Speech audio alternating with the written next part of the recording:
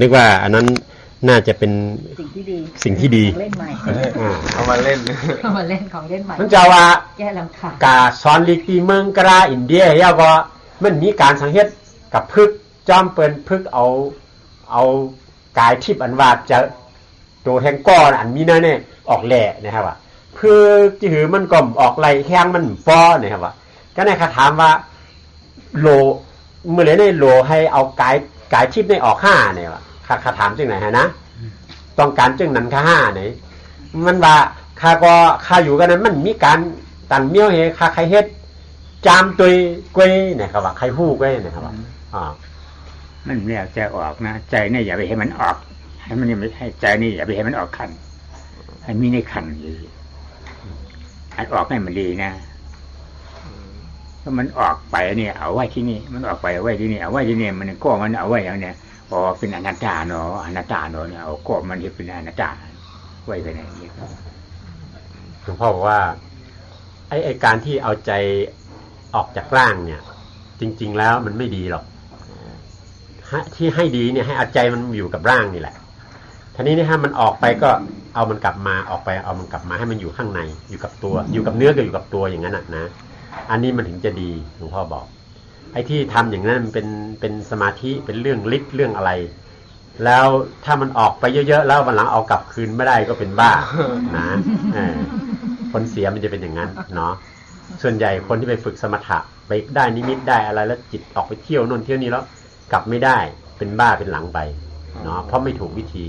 และไม่ใช่สิ่งที่พระพุทธเจ้าแนะนำพระพุทธเจ้าไม่แนะนำเรื่องนั้นแต่พวกฤาษีชีพายเขาอาจจะแนะนำนะเพราะมันดูเหมือนสนุกแต่ว่ามันสร้างทุกข์ให้เรามากกว่าเก่าเนาะอาจมีอันตรายเยอะทีนี้ให้มันออกไปเนาะแต่ให้อยู่ไว้ที่นี่มันออกไปเนี่ยมันยุ่งมันเป็นอุทิจามันกาควบเพียงในกามีฉันได้นี่วาระนาอารมณ์ดูว่าจะได้กันได้ยัดจะปะอารมณ์อารมณ์หน้าหาอันอย่างมันก็รบอันนั้นเกิดใจดีใจร้ายมันเกิดเป็นการรวบอันนั้นมันดีกว่ามันควบเกิดมามันดีใจร้ายมันเกิดมากับรวบอันดีกว่านี้กว่ามันเกิดขึ้นมาแต่มันใจอันดีย้อนสั่งให้มูเซอร์2ก้อนตลาดมันมาตัวมันเท่าเนี่ย2ตัวเกิดนาสารานี่ก็ไม่ให้มันออกมันเกิดไม่อยู่ไว้ได้กันเนี่ยถ้ากันต้อ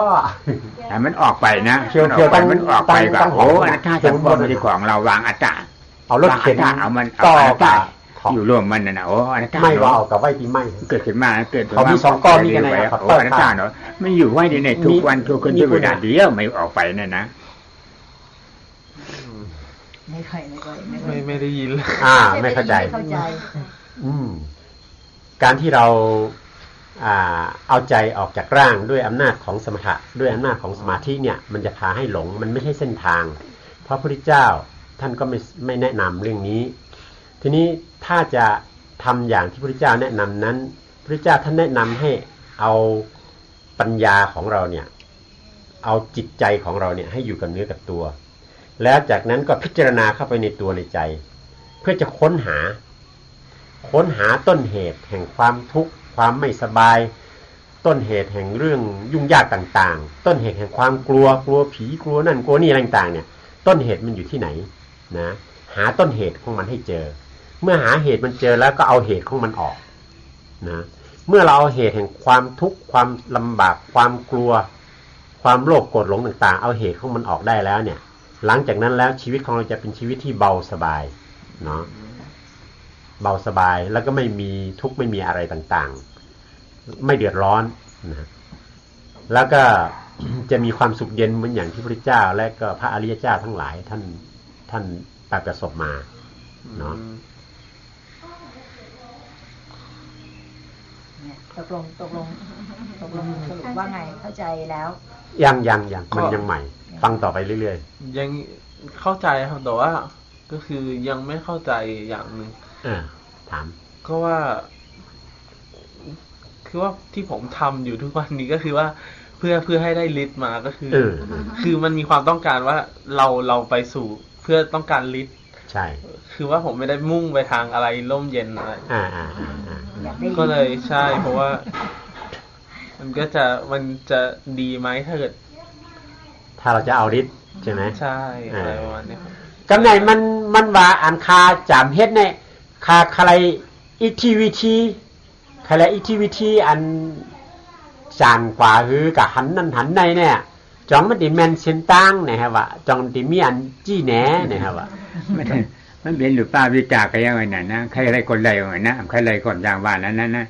อิทธิวิธานว่านั้นเพราะว่ากู้สู่กรรมปรามีเขามีใหญ่มีเนี่ยมันดีได้นะเพราะกู้สู่กรรมปรามีใหญ่มีเนี่ยมันอะไรอ่ะมันเลยจานหลายๆก็อิทธิวิธาอภิญญาณมันอะไรอ่ะเหมือนโลกุตระนี่ก็เป็นห้านตานี่ก็อำได้อภิญญาณก็มีนะมีห้านตาเลยจานหลายๆหลอกๆก็เนี่ยหมอกว่าหมอไปนี่ก้องกลางๆเอาหมอกว่าในนำในเหรียญนี่มันก็มีคนนะเพราะในอิทธิวิชาอภิญญาณเขาโมกว่าโมไปนี่ก็กลางหาวนั่นเนี่ยมันเป็นของฝ่ายของมันในนั้นนะหลวงพ่อว่าเรื่องของอิทธิวิธีเนี่ยไม่ใช่ว่าเรานึกอยากจะได้แล้วไปทำเรียนแบบเขาแล้วมันจะได้ขึ้นมาคนที่เขามีฤทธิ์ขึ้นมาเนี่ยเขามีบุญบารมีสะสมไว้เก่าเขาเคยฝึกมาไม่รู้กี่ร้อยกี่พันชาติแล้วเขามาทำมันถึงเกิดฤทธิ์ขึ้นมาเนาะอย่างลูกศิษย์ของพระพุทธเจ้าที่มีชื่อเสียงอย่างพระโมคคัลลาเนี่ยมีฤทธิ์ใช่ไหมพระสารีบุตรมีปัญญาแต่พระที่มีฤทธิ์อย่างพระโมคคัลลามีไม่กี่องค์ไม่ใช่ว่ามีได้ทุกองค์พระอรหันต์ที่บรรลุธรรมเป็นพระอรหันต์แล้วเนี่ยไม่มีฤทธิ์ก็มีเยอะแยะสั่งสอนแนะนำใครไม่ได้ก็ยังมีเยอะแยะหลวงพ่อบอกเพราะฉะนั้น เมื่อเรามีความคิดว่าเราอยากจะทำฤทธิ์เนี่ยเราก็หลวงพ่อก็บอกว่ามันอาจจะฝึกทำได้อยู่แต่ส่วนใหญ่แล้วพอไปฝึกแล้วเนี่ยมันก็จะไปได้ความสงบจิตมันจะสงบตัวแข็งทื่อบังคับตัวเองให้สงบอยู่อย่างนี้ซึ่งมันก็คล้ายๆว่ามันไม่เกิดผลในเรื่องของความก้าวหน้าของสติปัญญาอะไรต่างๆเอาตัวไปแข็งทื่อเหมือนพวกฤาษีในอินเดียที่ไปอยู่ตามถ้ำตามป่าเปลือยกายอยู่อะไรอยู่พวกนั้นมันก็กลับเป็นชีวิตที่หนีโลกไปเลยหนีไปบวชเป็นฤาษีอะไรต่างๆแล้วมีทางไหมครับที่ทำสองอย่างได้พร้อมกันก้าวหน้าไปด้วยพัฒนาปัญญาไปด้วยมีอยู่ในครั้งพุทธกาลก็มีตัวอย่างเพราะว่ามีพระรูปหนึ่งเนี่ยไม่สติปัญญาไม่ดีนะไม่รู้พี่ชายให้ท่องจำคาถาแค่บทหนึ่งก็จำไม่ได้พระพุทธเจ้ามามองดูด้วยฤทธิ์แล้วรู้ว่าอ๋อคนนี้ต้องให้รูดผ้าอย่างเดียวบอกว่าผ้านี้สะอาดหนอผ้านี้สะอาดหนออย่างเงี้ยคล้ายๆแปลเป็นไทยอย่างเงี้ยพอรูดไปผ้ามันเปื้อนขึ้นมาพอเปื้อนขึ้นมามันเปลี่ยนแปลงนี่มันไม่เที่ยงนี่มันไม่ได้ขาวสะอาดอย่างที่เราว่านี่มันบังคับไม่ได้นี่เป็นอนัตตานี่จิตพุทธขึ้นมาบรรลุธรรมเป็นชั้นเป็นพระอรหันต์ขึ้นมาตรงนั้นได้ฤทธิ์มาด้วยโดยอัตโนมัติเพราะฉะนั้นถ้าเราปฏิบัติธรรมไปทำภาวนาตามแบบพระพุทธเจ้าเนี่ยถ้าหากว่าของเก่าเราเคยสร้างไว้เนี่ยพอเราปฏิบัติได้ถึงที่ที่เรียกว่ามรรคญาณเกิดขึ้นเนี่ยพอผลญาณเกิดขึ้นปั๊บฤทธิ์ต่างๆมันก็จะตามมาทันทีเลยอย่างพระโมคคัลลาพอปฏิบัติธรรมพอบรรลุธรรมปั๊บก็ได้ฤทธิ์ตามมาอย่างพระสารีบุตรเนี่ยพอปฏิบัติธรรมพอบรรลุธรรมปั๊บได้ปัญญาตามมาเลยมีปัญญาเกือบเท่าพระพุทธเจ้าอย่างนี้เป็นต้นเพราะฉะนั้นเราจะรู้ว่าเราจะมีฤทธิ์ไม่มีฤทธิ์ต้องปฏิบัติธรรมจนมรรคมันเกิดก่อนความที่จะให้มรรคมันเกิดนี่มันไม่ยากนะฮะถ้ามาฝึกตามวิธีที่ถูกต้องที่หลวงพ่อสอนเพราะฉะนั้นทำยังไงจะให้มรรคมันเกิดเราก็ฝึกหัดตรงนั้นก่อนถ้ามรรคเกิดเพราะแล้วเนี่ยถ้าเราเคยสร้างสมฤทธิ์มาเนี่ยมันจะเกิดฤทธิ์ทันทีเนาะแล้วถ้าเป็นคนขี้เกียจอย่างนี้จะทำไงดีครับปอขาห้ามใครไล่ห้ามเป็นก้นข้านอีดๆในเดี๋ยวเลยเฮ็ดจี้หือนะครับว่าห้ามข้านนั่งข้านภาวนาอันข้านนั่นน่ะเป็นเหตุน้ำเหตุอะไรมันน้ำเดียวนั่นนะเป็นเหตุที่อะไรนั่นมันเป็นวิทยาเพราะวิทยาแบบนี้มันเป็นเหตุมันได้มันนั่นนะถ้ามีความเกลียดค้านเนี่ยเป็นเหตุแห่งการไม่ได้ทุกสิ่งทุกอย่างในโลกนี้แต่วิริยะความเพียรนั่นน่ะความขยันหมั่นเพียรเป็นเหตุที่จะได้ทุกสิ่งทุกอย่างในโลกนี้ต้องใส่ความขยันเข้าไปแต่จริงๆแล้วเวลาเราไปนั่งภาวนาเนี่ยพอความเกลียดค้านเกิดขึ้นเนี่ยพอเราพิจารณามันตามแบบที่พระพุทธเจ้าสอนเนี่ยมันจะถอนออกไอ้ต้นเกลียดค้านที่มันอยู่ในใจเราเนี่ยมันจะถูกถอนออกมันจะถูกทำลายพอวันหลังไปเราไม่อยากให้มัน เราอยากให้มันเกียจค้านอยู่มันก็ไม่อยู่เพราะเราถอนเอาเหตุแห่งความเกียจค้านของเราออกไปแล้วเราก็อยู่มีชีวิตมันก็ขยันอยู่งั้นอ่ะมันเกียจค้านมันก็เกียจค้านไม่เป็นละเพราะมันไปเอาเหตุแห่งความเกียจค้านออกนะดีไหมล่ะแต่มันต้องใช้เวลาใช่ไหมครับ เกตออกถ้าเรามีปัญญาดีก็ไม่ใช้เวลาไม่นานสติปัญญาสำคัญถ้าสติปัญญาดีหลวงพ่อแนะนำแล้วปฏิบัติยังไงพิจารณาตรงไหนเอาตรงไหนออกเข้าใจวิธีแล้วทำพอทำมันได้ปุ๊บนี่ก็มันเกิดทันทีเลยมีนักเรียนคนหนึ่งอายุเท่ากับน้องไบเนี่ย16-17เนี่ยอยู่ที่โรงเรียนแม่อายมานั่งแค่3 วันเท่านั้นเองมักเกิดเลยพอมักเกิดแล้วเขาก็สบายเดี๋ยวนี้หน้าใสไม่ต้องใช้เครื่องสำอางหน้าใสตลอดเลยเราเขามีฤทธิ์นิดๆเขามักจะรู้อะไรล่วงหน้าอันนี้ฤทธิ์อ่อนๆเพราะเขายังเพิ่งมักเดียวถ้าได้4 มักฤทธิ์จะออกเต็มที่เลยนี่ยกตัวอย่างเนาะ3 วันแค่นั้นเองถ้าเข้าใจวิธีถ้าฉลาดฟังบรรยายสรุปให้เข้าใจแล้วลองทำดูท่านนี้ที่นี่มันง่ายมันรัดมันไวนะต้องลองต้องศึกษา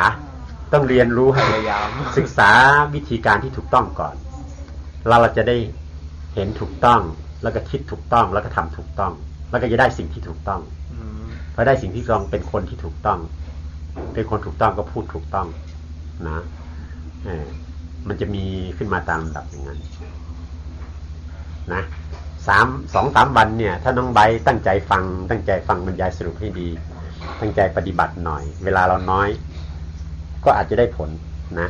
อาจจะได้ผลไม่อย่างใดก็อย่างหนึ่งต้องเกิดเขาไม่มีอะไรในสมองมากครับสะอาดจิตสะอาดอยู่3 วันพอแล้ว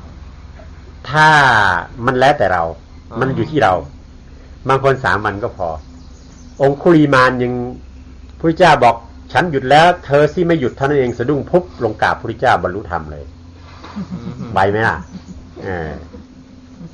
พระสารีบุตรได้ยินพระอัสสชิพูดพอพระอัสสชิพูดจบพับมักเกิดเลยเป็นพระโสดาบันเลยมันก็ไม่ไวไม่ช้านะมันแล้วแต่คนเนาะแล้วแต่ขึ้นอยู่กับบุญด้วยขึ้นอยู่กับปัญญาขึ้นอยู่กับของเก่าที่เราสร้างสมไว้ถามหลวงพ่ออีกสักหน่อย10 โมงเราจะได้ทานข้าวไม่รู้ว่าจะถามเมื่อไหร่ดีไม่ปฏิบัติก่อนไม่เป็นไรเดี๋ยวดีแล้วอยากจะปฏิบัติอยากจะลองปฏิบัติเพราะฉะนั้นเดี๋ยวพอกินข้าวเสร็จเนี่ยเราจะได้ฟังบรรยายสรุปกันตอน11 โมงนะ11 โมงลงล็อกตามล็อกปกติเลยท่านอื่นอยากถามอะไรถามหลวงพ่อถามยังใหม่ไม่ได้ปฏิบัติยังไม่มีข้อเคยทำกรรมฐานภาวนาแบบไหนมาบ้างอาจารย์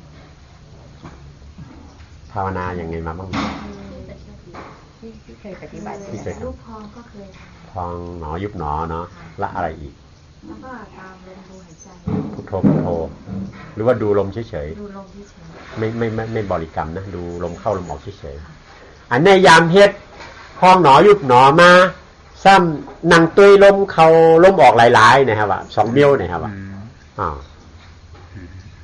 การสมถะอันนี้ก็เป็นการทำสมถะภาวนาเหมือนกันครับเป็นทำสมถะภาวนา